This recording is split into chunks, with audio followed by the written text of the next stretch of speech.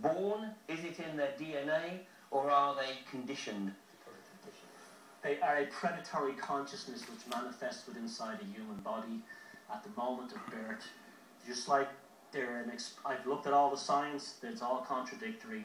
To be honest, there's been no really fantastically in-depth study of psychopathology. All the tests seem to take place upon prisoners, male prisoners in prison.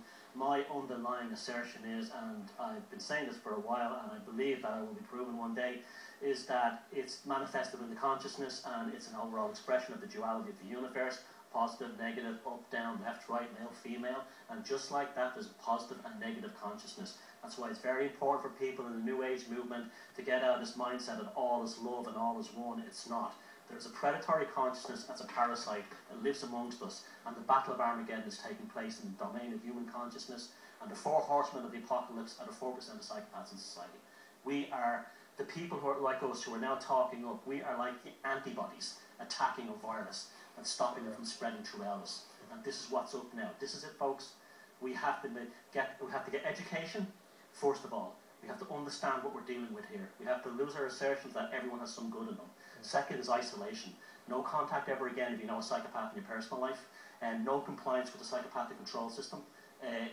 Start growing your own food, doing your own thing, learning your own trades, and stop using credit cards. And finally, annihilation. I don't mean that through any kind of genocide or something.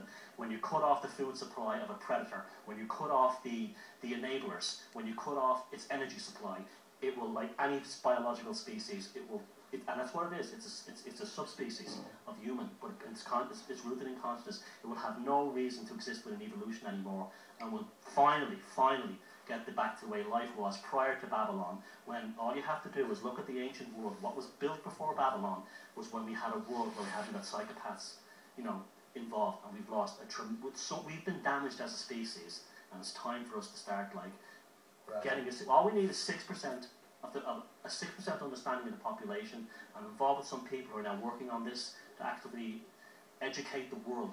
And I'm dealing with some pretty important people right now who've been affected by this in their own life, and this is it, the game on.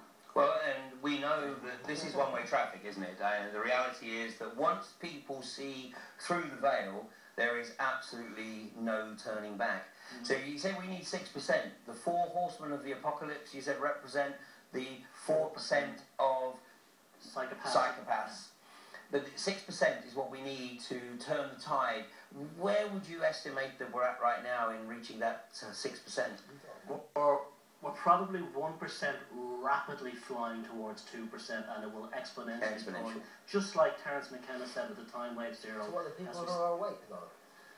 A lot of them aren't, unfortunately, because a lot of waking community is tied up in a lot of the whole all is love thing, and they're caught up in that. See, that's unfortunate there. Have to get out of that stuff. You have to realise it's not love.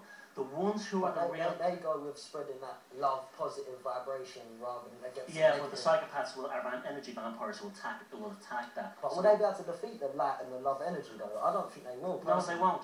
No, because like you look at the shamanic culture, the shaman has the power to heal, but also to fight.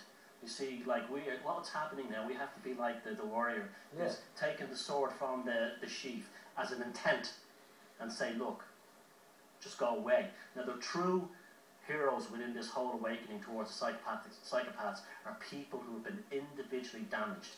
Ordinary people from all walks of life who have been damaged and targeted by a psychopath nearly 9 times out of 10 in a relationship, sometimes a bully in school. And they are the army that's actually rising to the challenge right now. And it's very positive because it's not stuck in one demographic, because psychopaths are everywhere. Therefore, the ones who've been affected are everywhere. Therefore, the warriors are everywhere.